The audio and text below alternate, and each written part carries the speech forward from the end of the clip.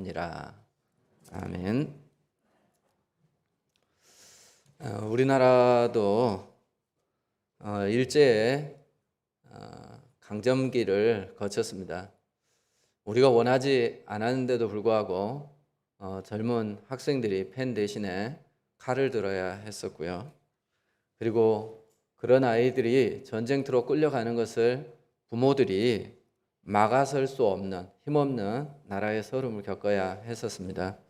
뿐만 아니라 젊은 여성들이 위안부로 끌려가는 그런 일들이 있었고, 노동자들이 가서 강제 노역을 당하고 제대로 임금을 받지 못하는 노동 착취를 당하는 그런 일들이 우리나라에 있었습니다. 그리고 드디어 1945년 8월 15일 날 해방이 되어졌죠. 그런데 지금 우리 여기에 앉아 있는 분 중에 아무도 일제강점기를 지난 사람은 없습니다. 그럼에도 불구하고 말이죠, 77년이 지나가고 있는데 지금 여전히 우리는 8월 15일이 되어지면 광복절을 지키고 있습니다. 우리가 수탈당했던, 억압당했던 그 시절이 우리에게 얼마나 고통스러운 기간이었는가 하는 것을 기억하는 것이죠. 그리고 우리가 자유를 누릴 수 있다라고 하는 그것이 얼마나 행복하고 감사한 일인가 하는 것들을 기억하는 날이라 그렇게 생각되어집니다. 유대인들에게도 그런 날들이 있었습니다. 성경에 보면은 암흑기 혹은 침묵기라고 할 수 있는 400년이 성경 역사 가운데 2번 나옵니다. 말라기 구약의 마지막 선지자로부터 예수님께서 태어나기까지 신구약 중간기라고 하는데, 이때 400년의 기간이 성경에서는 기록되어져 있지 않습니다. 그래 성경이 침묵하고 있는 것이죠. 그리고 요셉 때부터 모세 시대까지 이스라엘 백성들이 애굽에서 노예 생활을 했던 400년 역시 성경은 침묵하고 있습니다. 그때가 가장 어려웠던 시기죠. 그래서 암흑기다 이렇게 표현하기도 해요. 그런데 말이죠, 그 암흑이 끝나는 때가 꼭 밤이 깊어지고 새벽이 오는 것처럼 그렇게 그들에게 자유가 찾아왔습니다. 구약이 끝나고 나서 말이죠, 암흑 시대에 예수님이 찾아오셔서 그들에게 빛이 되어 주셨던 것처럼 그 이전에 그림자 역할을 했던 사건이 이스라엘 백성들이 애굽에서 400년 동안 노예 생활했는데 그 노예 생활이 끝나고 모세라고 하는 훌륭한 지도자를 통해서 애굽에서 벗어나는 출애굽 사건이 일어나게 되어져요. 우리가 쭉 살펴보고 있는 것처럼 그 출애굽 사건이 일어나기 전에 그들이 지켰던 게 유월절입니다. 아비벌 14일, 1월 14일 날 그들이 그 밤에 함께 모여서 양을 잡아 좌우 문설주에 그리고 문 인방에 그 피를 바르고 그들이 그 안에서 그 고기를 먹고 그리고 무교병을 먹고 띠를 띠고 떠날 채비를 하고 있었습니다. 그리고 그 음식을 먹고 나서 하나님의 명령이 떨어지자 그들은 일찍이 챙겨놓은 그들의 짐과 함께 애굽을 떠나게 되어지는 것이죠. 그래서 지금껏 400년 동안 억눌려 있던 생활 가운데서 해방을 맛보게 되어집니다. 근데 그날 예수님께서 말이죠, 제자들과 함께 유월절을 지키는 거예요. 그날을 지키는 겁니다. 예수님과 모세는 약 1500년 정도의 어떤 간극이 있어요. 차이가 나는 분이에요. 근데 그 오랜 세월이 지났음에도 불구하고 이스라엘 백성들은 그들의 신앙을 유월절을 통해서 하나님께서 그들을 해방시켜 주셨던 그것을 기억하고 매년 지키고 있었던 거죠. 그런데 이 유월절은 예수님에게 있어서는 마지막 유월절이었습니다. 예수님 모든 것을 다 알고 계시기 때문에 이제 그 유월절을 보내시면서 말이죠, 특별한 의식을 거행하셨어요. 우리가 잘 알고 있는 성례 가운데 하나인 성만찬을 그날 제정을 하시는데요. 그 내용이 오늘 방금 우리가 읽은 본문의 말씀입니다. 예수님께서 무교병, 떡을 떼면서 그것을 제자들에게 나누어 주셨습니다. 그러면서 받으라, 이것이 내 몸이니라 이렇게 말씀하셨어요. 여러분 한번 생각해 보세요. 정말 그게 예수님의 몸이라면 사람이 어떻게 사람을 먹을 수 있어요?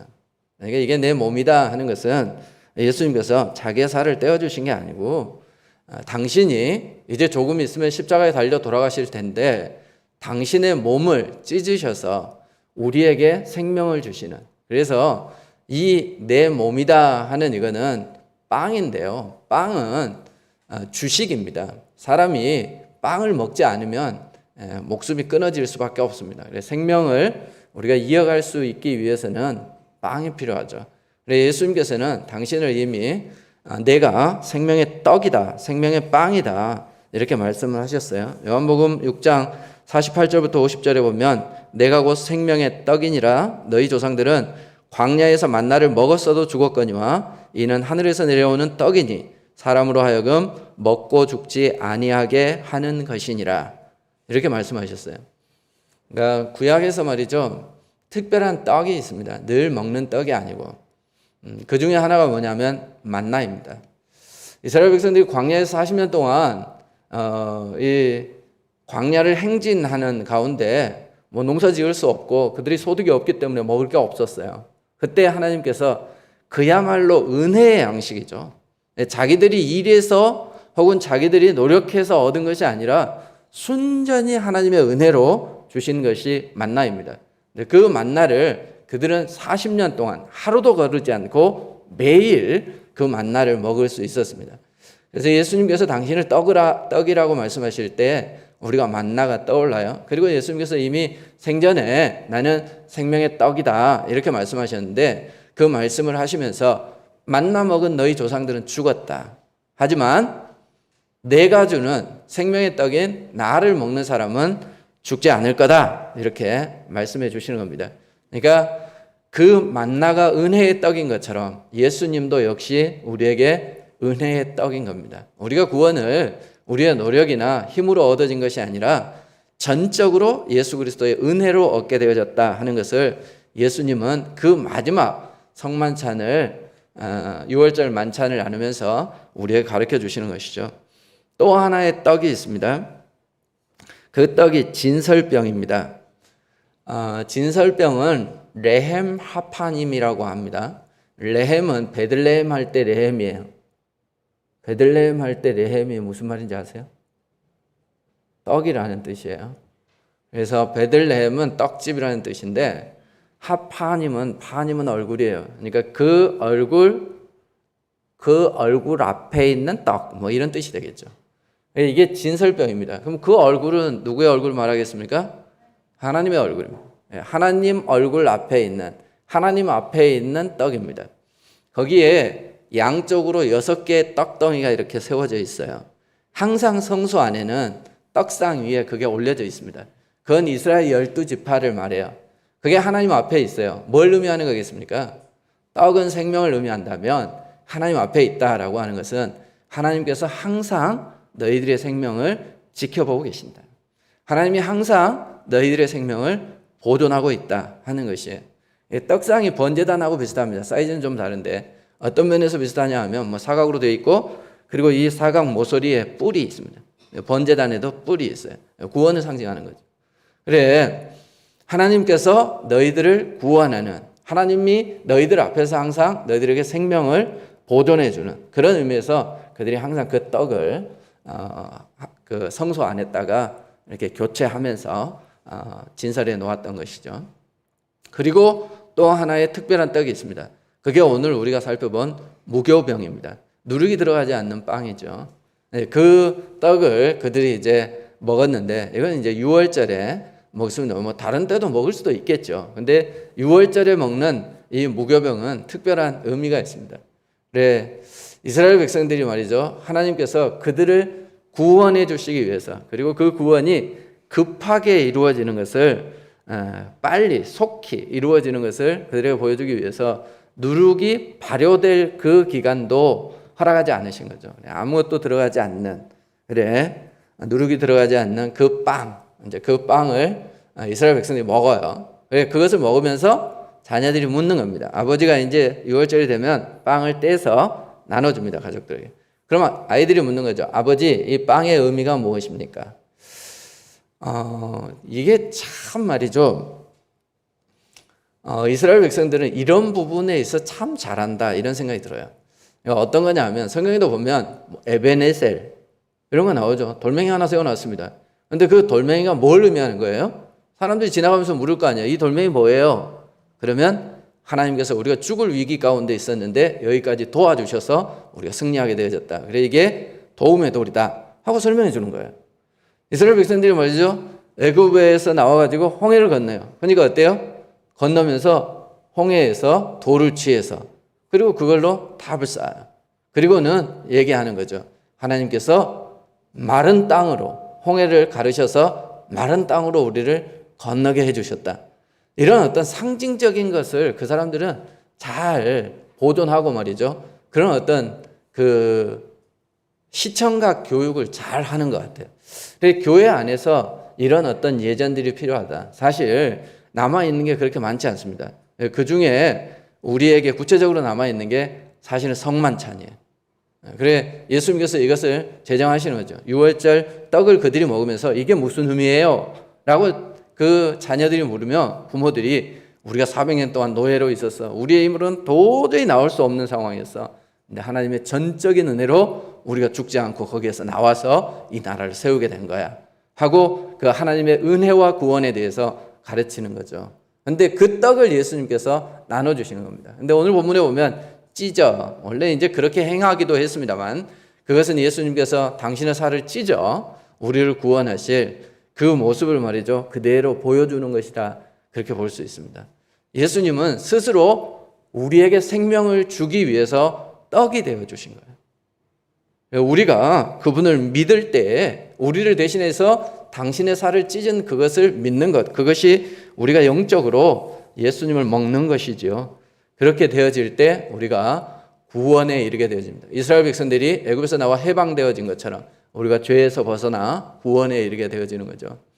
이게 그냥 이루어지는 게 아니에요. 몸을 찢는 그 아픔과 수고가 있는 겁니다. 우리가 잘 알고 있는 이사야 53장에 보면 그가 찔림은 우리의 허물로 인하며 그가 상함은 우리의 죄악 때문이다 라고 말씀하고 있습니다. 우리가 아무 죄를 짓지 않고 우리가 하나님께서 창조하신 그 목적에 맞게 하나님과 늘 동행하는 삶을 살았다면 예수님이 돌아가실 이유가 없는 거예요. 그런데 우리가 죄를 지었기 때문에 우리의 허물을, 우리의 상처를 하나님께서 치유하시기 위해서 예수님을 보내셨고 그분은 우리를 대신해서 찢기셨던 겁니다. 우리나라가 민주주의 국가입니다. 이제 우리가 일제강점기에 놓여 있을 때 말이죠. 이렇게 해방을 시키고 나서 북쪽은 소련에서 그리고 이 남쪽은 미국에서 이제 이렇게 좀 도움을 준 거죠. 다스렸습니다. 그래 북한은 공산주의가 되어져 버리고 이제 남쪽은 민주주의가 되어졌잖아요. 그런데 50년 남북전쟁이 일어나고 나서 그 이후에 남한에서 강조했던 게 뭐겠습니까? 공산주의가 얼마나 위험한가 하는 것에 대해서 얘기하지 않았겠어요? 그래서 이념적으로 말이죠. 민주주의를 많이 학교에서 가르쳤다고 그래요. 그런데 실제로 우리나라의 민주주의가 이루어졌느냐?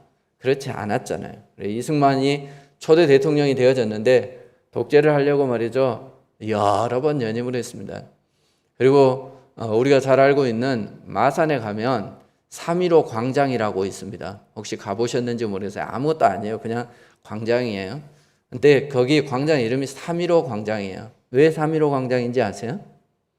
3.15 혁명을 기념하는 겁니다. 1960년 3월 15일 누구예요? 이승만 대통령이 말이죠. 이기붕 부통령 그 사람 이렇게 선거할 때에 부정 선거를 하잖아요. 그래 40%의 표를 미리 이기붕 써갖고 넣어놨다네. 근데 이제 야당에서 그걸 발견해가지고 발칵 뒤집어졌습니다. 그래가지고 이 부정 선거에 대해서 이제 데모한 거죠. 근데 누구를 중심으로 했느냐? 중고등학생들을 중심으로 했어요. 요즘 생각하면 말이죠. 참 대단한 거 아닙니까? 요즘 중고등학생들 뭐 알겠어. 근데 말이죠. 유관순도 젊은 나이에 대한독립 만세를 외치다가 감옥에 투옥되고. 그때는 좀 정신 연령이 높았던 것 같아. 그래 1960년대 17살이었던 김주열 우리가 잘 알고 있죠. 그 학생이 말이죠. 원래 남원 친구래요. 남원에 있는데 자기 이모가 마산에 사는 거야. 그래 엄마가 네 마산 선고 가라. 시험 쳐놓고 합격 발표가 나오는 날인데 선거 날이라고 발표가 이틀 미뤄졌다네. 자기 형이랑 가가지고 말이지 밤에 돌아다니는데 사람들이 데모를 하는 거예요. 뭔 일이요? 이랬더니 하는 얘기가 부정선거 일어났다. 근데 학생들이 생각한 거예요. 우리는 민주주의 아니다 이거. 우리는 민주주의 세워야 된다고 했는데 이게 무슨 민주주의냐. 그래서 한가하면서 일어났습니다. 경찰들이 그들을 향해서 말이죠. 발포를 해요. 처음엔 최루탄을 쏴고 나중엔 실탄 사격을 해가지고 그 자리에서 죽은 사람이 9명인가 10명이 된답니다. 그 중에 하나 이 김주열이가 말이죠. 이 최루탄을 그대로 맞아요. 그래가지고 그게 눈을 관통해가지고 뒤통수까지 나와서 그대로 꽂혀 있어요. 그래가지고 죽어 있는데 경찰 하나가 그거 발견하죠. 위에 사람한테 얘기를 하는 겁니다.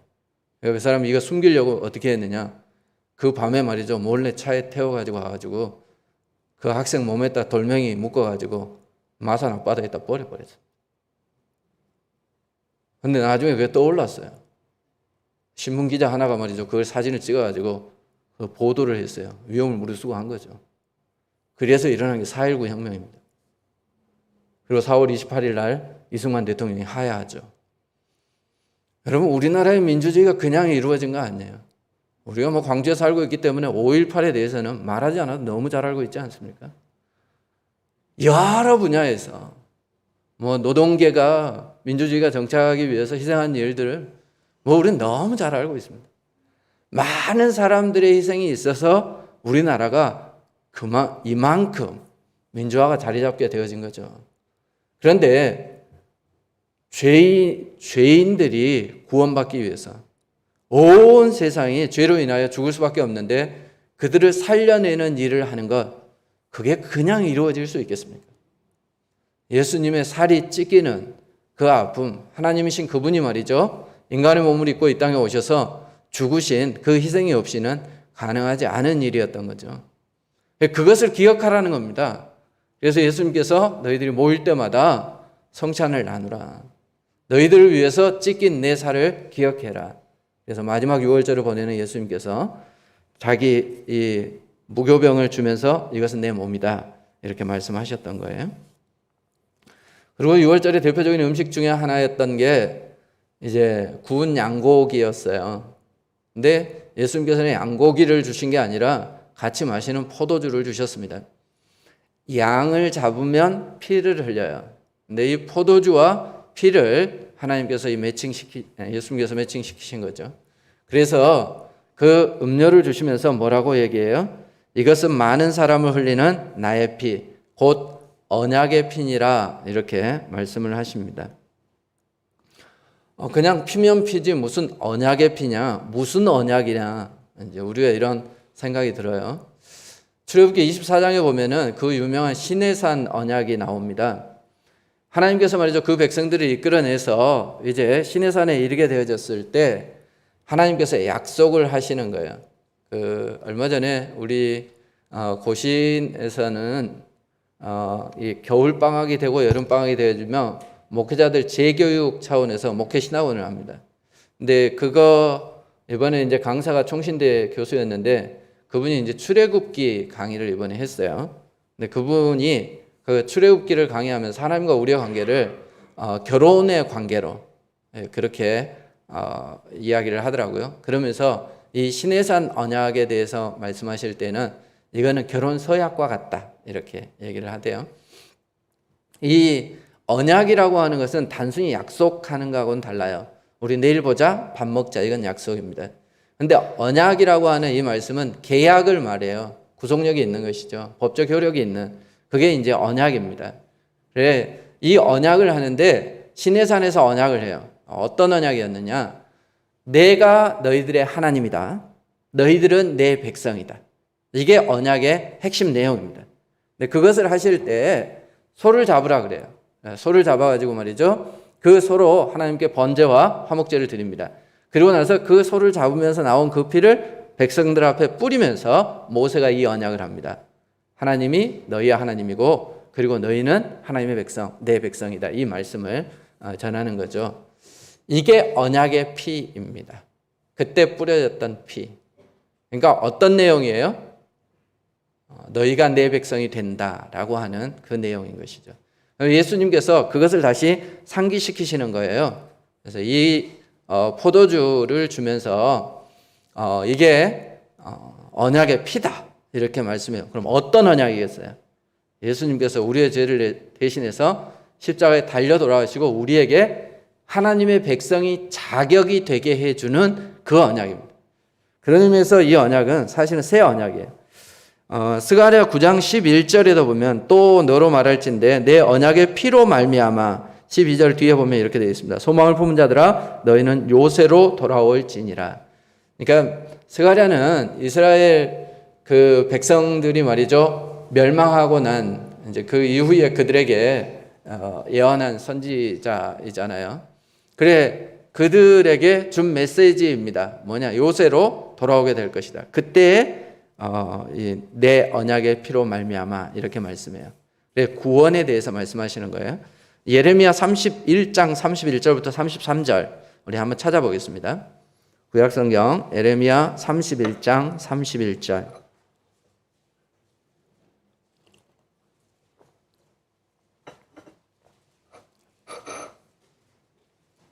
33절까지 같이 한번 읽겠습니다.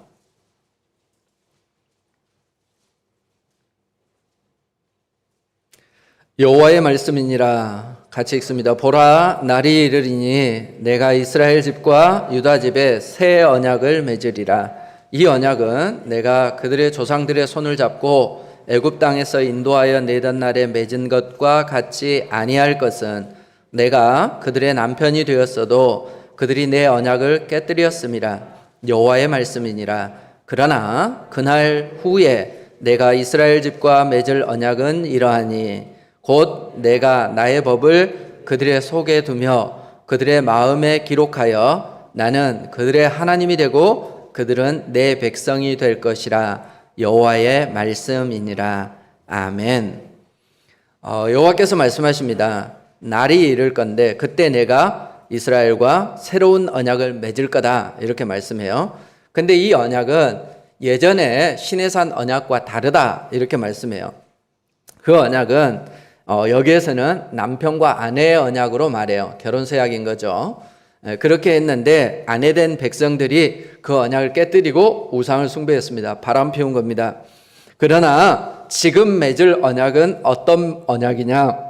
그것은 내가 법을 그들 속에 주고 그들 집과 그들 마음에 기록할 거다 이렇게 말씀해요.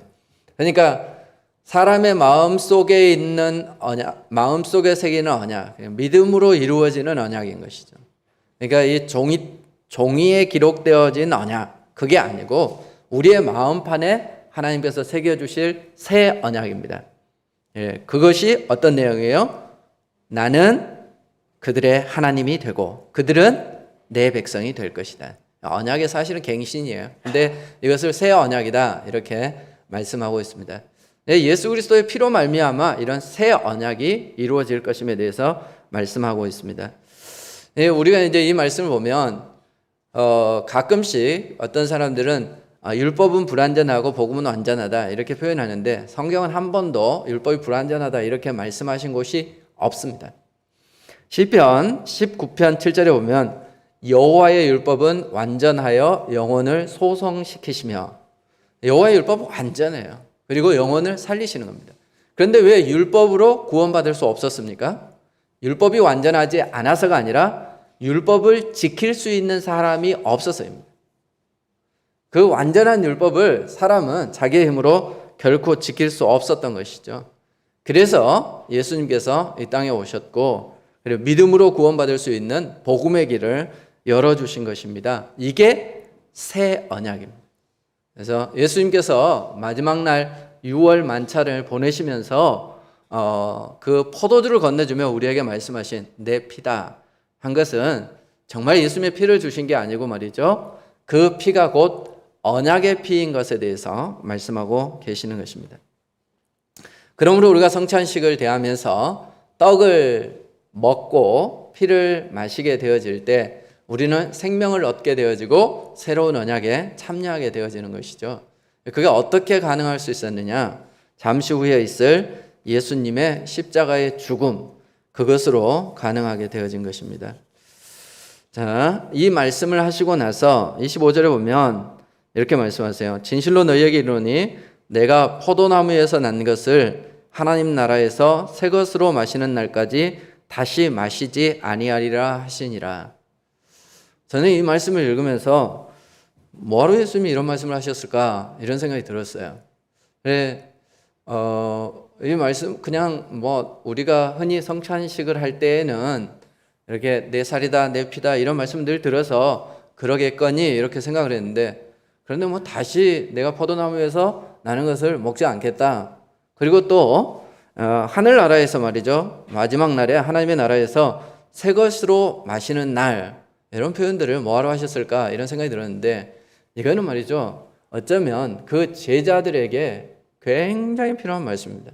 이게 꼭 우리에게 있어야 할 말씀인 것이죠. 6월절에 아까 그 김박성에 대해서 말씀드렸죠. 6월절은 말이죠, 그 무교병을 먹을 만큼 긴박한 사건이었습니다.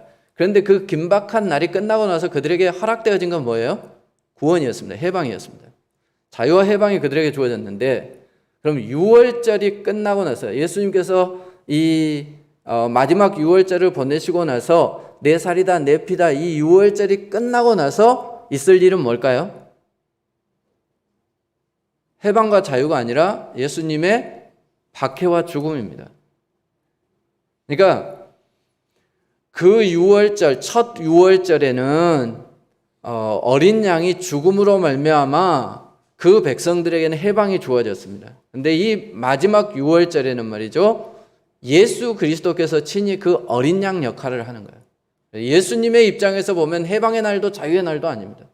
예수님의 입장에서 보면 그 긴박한 일이, 그러니까 말씀하신 것처럼 다시 포도나무에서 날 것을 먹을 수 없는 마지막 끼라는 얘기죠. 이게 내 마지막 식사다. 그리고 이제 더 이상 너희들하고 같이 식사할 일은 없다. 돌아가신다는 얘기예요. 그런데 그 얘기를 듣고 만약에 그 사도들이 그것을 깨달았다면 얼마나 이게 슬플 일이에요. 예수님께서 이게 내 마지막 끼다. 이제 나 죽을 거다. 이렇게 직접적으로 말씀하셨다면 제자들이 얼마나 놀랐겠습니까? 그런데 예수님께서 이어서 말씀하시는 겁니다. 하나님의 나라에서 너희들과 함께 새 것을 먹을 거다. 그러니까 뭐예요? 내가 죽는 이것이 끝이 아니라는 겁니다. 우리가 이제 드라마를 봐도 말이죠, 이게 엔딩인가? 끝났나? 했는데 그 뒤에 아주 그 다른 사건이 전개되어지는 것을 우리가 볼 수 있습니다. 그런 것처럼 예수님의 십자가의 죽음은 끝이 아닙니다. 사탄은 말이죠, 그것으로 예수님을 이겼다라고 생각했을 거예요. 하지만 예수님께서는 이게 끝이 아니다. 그럼 그 다음에 뭐가 있다는 거예요? 하나님의 나라가 있다는 겁니다. 그리고 그 나라에 대해서 소망하며 말씀하시는 겁니다. 거기에서 우리가 오늘 마셨던 것처럼 다시 마실 거다. 진짜 축배를 들 날은 하늘나라에서 있다 하는 것이죠. 그러니까 제자들이 실제로 예수님이 죽고 나서 어때요? 얼마나 두려워하고 얼마나 실망하고, 그래서 그들이 다 예수님을 떠나버렸잖아요. 그런데 걱정하지 마라. 내가 너희들과 함께 하겠다. 그리고 너희들이 하나님의 나라에서 나와 함께 분명히 새 축배를 들게 될 거다. 그러니까 사실은 성만찬은 예수님의 입장에서 볼 때는 그분의 희생이고, 어떻게 보면 장례식 같은 그런 분위기이지만 우리의 입장에서 보면 그날은 말이죠, 자유와 해방의 날입니다. 그래서 죽음과 해방이 공존하는 아주 오묘한 그런 예식이 성만찬이다. 우리가 그렇게 볼 수 있어요. 그래서 성만찬을 나누면서 우리는 그런 기대를 해야 되는 것이죠. 하나님의 나라에서 우리가 진짜 축배를 들 예수님과 함께. 자, 이 말씀을 이제 우리가 들으면서 말이죠, 좀 떠올려야 될 게 있습니다. 생각해야 될 게 있습니다. 그게 뭐냐? 예수님의 그 심장입니다. 예수님이 어떤 마음으로 정말 그들에게 떡을 떼며 예수님이 어떤 마음으로 그들에게 잔을 주었을까 하는 거죠.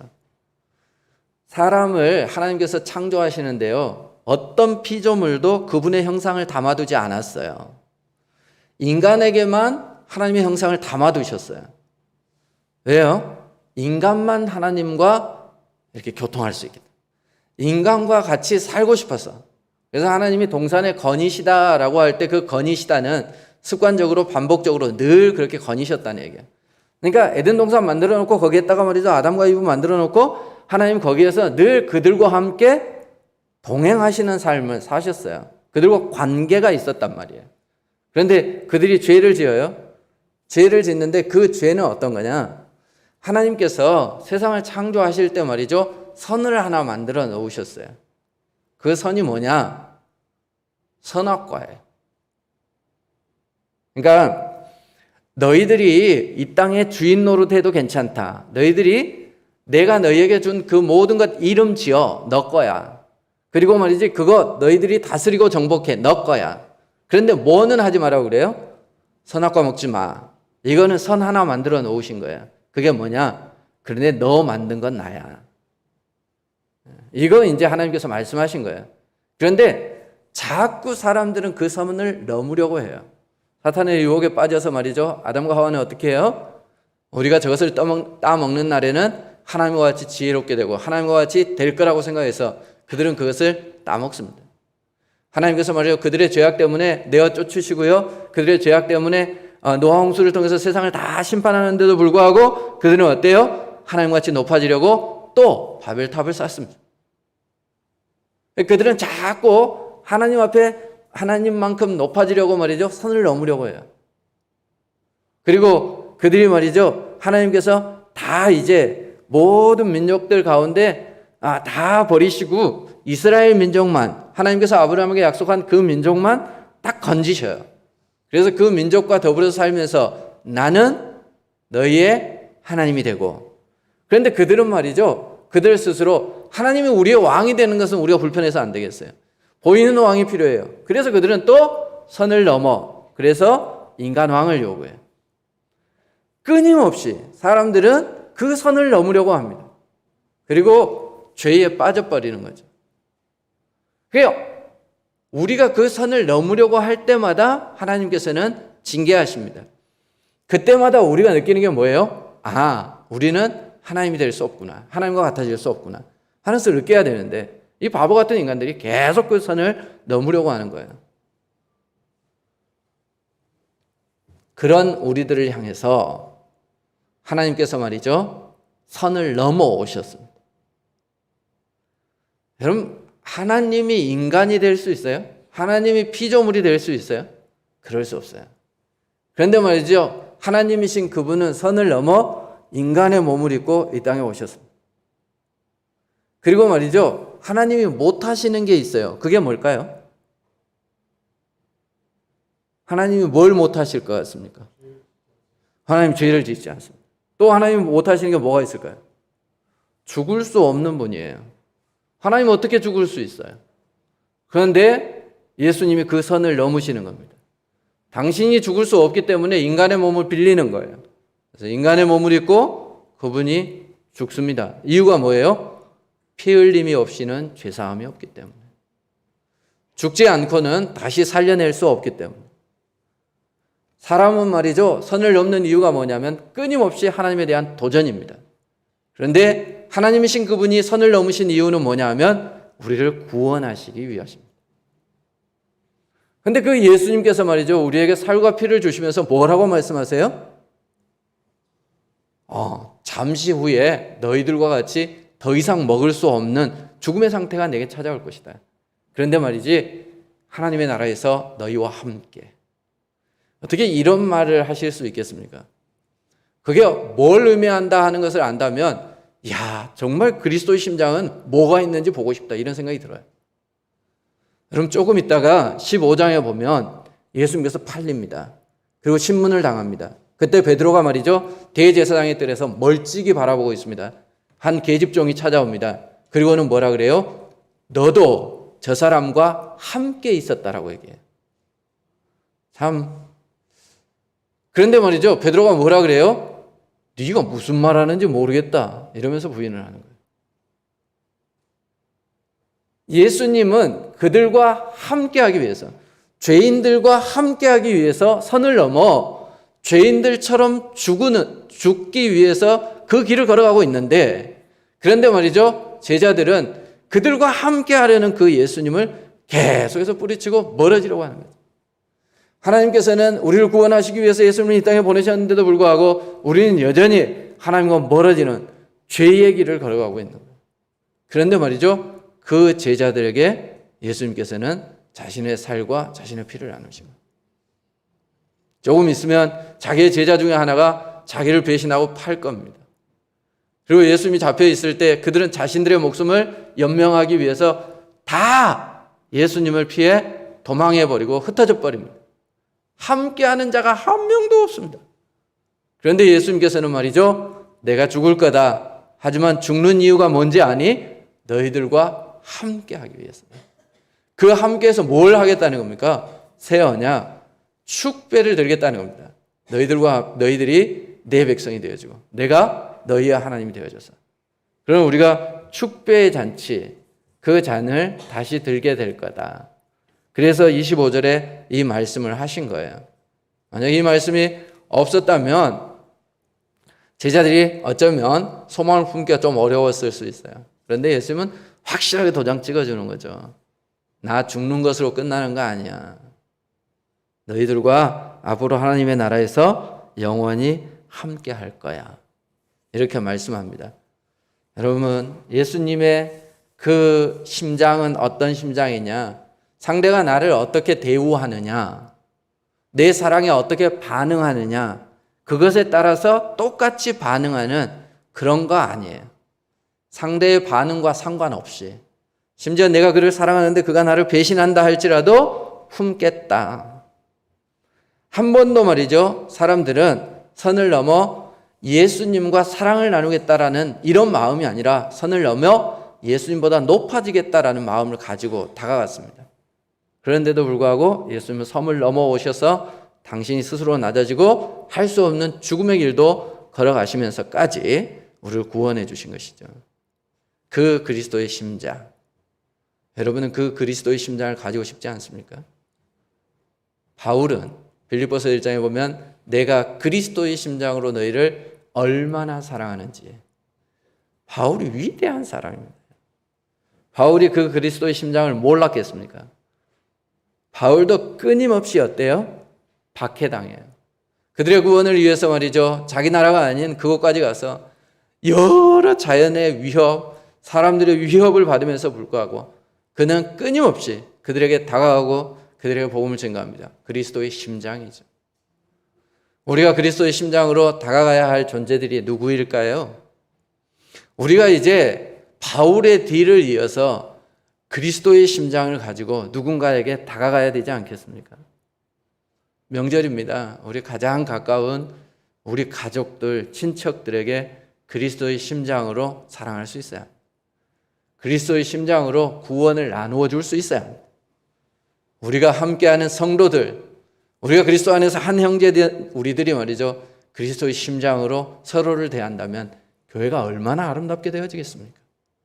믿지 아니하고 우리를 박해하는 우리 주변의 이웃들, 그들에게 우리가 그리스도의 심장으로 다가간다면, 그렇다면 세상이 희망이 있지 않겠습니까? 예수님께서 마지막 유월절을 보내시면서 그분의 몸과 그분의 피를 우리에게 주셨습니다. 그리고 배신할 것을 알매도 불구하고 하나님의 나라에서 함께 축배를 들 것이다 라고 약속해 주셨습니다. 그 그리스도의 사랑의 마음 우리가 품고 그리스도의 심장으로 사람을 대할 수 있는 그런 우리들이 되어질 수 있기를 바랍니다. 기도하겠습니다. 고마우신 우리 하나님 감사를 드립니다.